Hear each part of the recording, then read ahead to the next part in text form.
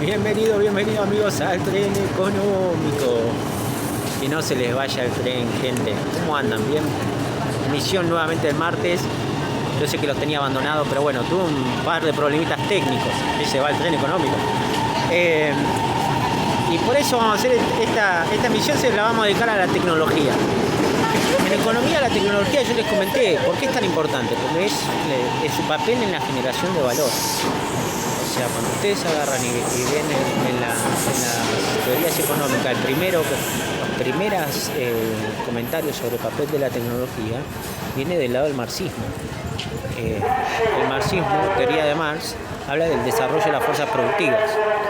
Y si bien Marx en la obra del Capital agarra y lo toma como si fuese que el capitalista incorpora, digamos, hace ese desarrollo de la fuerza productiva como un modo de abaratar costos, o sea, desarrollar lo que él le llama plusvalía relativa, hacer que un hombre, el capital humano, la persona, el trabajador, que rinda más en producción. Sin embargo, no le asigna como que genera más valor económico, porque para el marxismo valor y precio son cosas distintas, y entonces lo que en realidad hace para él es que los bienes por unidad terminen valiendo menos, se abaratan al incorporar menos trabajo humano, abaratan los costos de producción, porque a la larga la abundancia de capital hace que el costo del capital baje, el precio del capital baje, y lo que es el precio del salario también. Por eso le llama desarrollo de las fuerzas productivas, en realidad a la tecnología, como una forma de aumentar la productividad abaratando costos. Entonces, les decía, lo toma como que fuese algo endógeno en la concepción, si bien no desarrolló más modelo matemático, lo que daba a entender era que era algo endógeno del mismo proceso capitalista para generar valor, para generar, digamos, ganancias, no valor, perdón, ganancias de parte del empresario que genera innovación, sin haber usado esa palabra, ¿no? Plusvalía le llamaba, y demás, para generar ganancias. La plusvalía que se la queda, la parte que se la queda al capitalista. Bueno, después de esto vino Schumpeter. Y Schumpeter, que toma estas ideas de ahí nacientes del papel de la tecnología, el tipo, yo les comentaba en otro video, agarra y habla de, ya no desarrollo de la fuerza productiva, sino que habla de la destrucción creativa, de la innovación. Él es el que usa la palabra innovación, que es todo cambio en técnica, en proceso, etc. Y ya no, sí le da un papel de generador de valor en la economía, porque cambia la concepción, porque ya en la concepción neoclásica de valor y precio son lo mismo. Entonces ahí, cuando empieza Schumpeter a hablar de eso, le da el papel al empresario innovador, le da el papel de que es el generador, al promover, digamos, nuevos negocios y ver la forma de que sea más rentable, maximizar la ganancia y hacer cambios, ideas nuevas. La creatividad pasa a tener el papel principal, y no el trabajo incorporado en la idea del valor. Entonces, por eso la tecnología pasa a estar incorporada a esa innovación como algo fundamental para la creación de valor. Entonces, los primeros modelos neoclásicos, ahí ya que incorporan la idea de crecimiento económico con idea, incorporando la tecnología en algo, porque antes de eso estaban los modelos de Ricardo, que fueron los primeros conceptos de crecimiento económico, que estaban basados en los factores de producción conocidos, que yo les decía, tierra, trabajo y capital, pero no establecían el papel técnico, ¿no? en ecuaciones de cómo afectaba la tecnología. Y le decía, estos factores de producción tenían rendimientos marginales decrecientes. No sé si habrán visto una nota mía en América que yo hablaba de eso. Un rendimiento marginal decreciente es incorporar, a medida que vos incorporás algo nuevo, supongamos, incorporo un trabajador y me rinde tanta cantidad de producto. Ahora incorporo el segundo, y como el trabajador usa la misma cantidad de capital, empieza a rendir un poco menos en su trabajo, porque el segundo ya no rinde lo mismo que el primero, ¿sí? Entonces eso es un rendimiento marginal decreciente. El tercero rinde un poco menos, y así, porque por distintos factores no es tan eficiente como fue incorporar el primero. Esa es la teoría que hay detrás de cada uno de los factores de producción, que hay rendimientos decrecientes. Y la teoría neoclásica, o clásica en ese momento, ¿no? Porque estamos hablando de Ricardo, entendían que los factores de producción tenían rendimiento marginal decreciente, o sea, tanto la tierra, el capital y el trabajo, específicamente los tres tenían rendimiento marginal decreciente. Entonces, los primeros modelos de crecimiento que incorporan la tecnología creen que son modelos que se llaman modelo de crecimiento exógeno, con tecnología exógena. ¿Por qué? Porque ellos creen que esto es en la década del 50, el modelo de Solow, por ejemplo, se estudia en economía.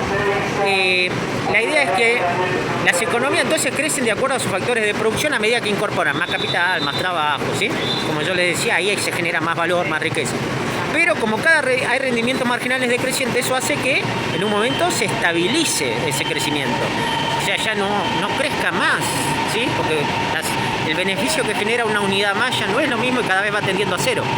Entonces, cuando se da eso, lo que se dice la marginalidad genera eso, se estancan las economías. Entonces, lo que interpretan estos modelos ya neoclásicos, el de Solow se empieza a hacer el modelo neoclásico, dice, ahí aparece la tecnología como un salto exógeno, como que aparece un desarrollo en la tecnología que hace que la economía se reinicie, ¿se entiende?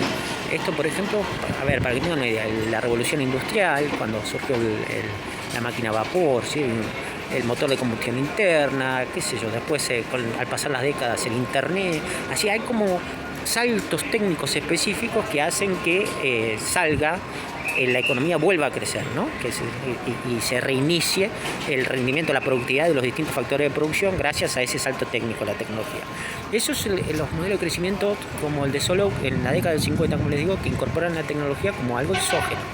Ahora, cuando después no se interpretaba muy bien que esto fuera así. ¿Por qué? Porque después de esto, yo en mi tesis, yo también pensaba que la economía la interpreté de esa forma, por los distintos saltos, pero en realidad, cuando uno ve lo que pasa ahora más moderna, la cosa que hay saltos tan rápido, los cambios de la técnica, en realidad estamos hablando de un proceso endógeno, como lo pensaba el marxismo en el medio, pero no estaba modelizado. Y de ahí surgieron los modelos de crecimiento endógeno a partir del 86, pero bajo la teoría neoclásica o clásica, los modernos, que hablan de que ya, como el modelo de Romer, por ejemplo, el modelo AK se llama, donde ya ahí cambia, porque ahí el concepto es justamente dónde está el cambio. El concepto es que el trabajo sí tiene rendimiento marginal decreciente, pero el capital no. O sea, acá la idea es que el capital tiene rendimientos constantes o crecientes. Ya cambia la lógica, porque la tecnología tendría esta particularidad de que realmente vos al incorporarlo además mantienen el rendimiento. Por ejemplo, una máquina rinde 100 latas. La incorporás a una segunda máquina y rinde 100 latas más. O sea, no cayó el rendimiento, ¿se entiende? Entonces, ahí es donde entra la diferenciación. Y de ahí que esos modelos que empiezan a hablar de capital con tecnología endógena o crecimiento con tecnología endógena, ya sea capital físico o capital humano, que ya no son rendimientos decrecientes, sino son rendimientos constantes o crecientes, cambian todo.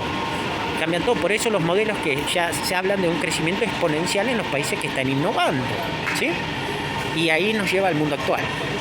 Y hay un problema con la tecnología. Ahora estamos con la inteligencia artificial. Y fíjense lo que ha pasado.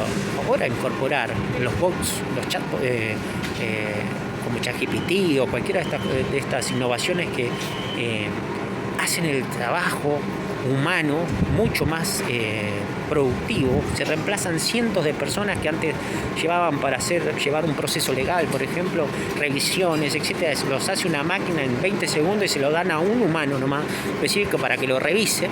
Y fíjense el nivel de elevación de la productividad que genera un salto de ese estilo. Y estamos en un proceso continuo de cambio. Entonces, ya hablamos de crecimientos exponenciales en el valor, en la productividad de parte del capital, comparado con el factor trabajo. Y el factor trabajo decrece total. De ahí que hay que tener muy en cuenta este salto para entender cómo afecta a la sociedad. Porque incorporar tecnología cada vez más eficiente a ese nivel, que realmente genera ese valor y desplaza el valor humano, la parte del capital humano, aunque obviamente va a desarrollar, implica entender que incorporar tecnología no es lo mismo si sos un país creador de tecnología o un país asimilador de tecnología. Después les cuento cómo es eso.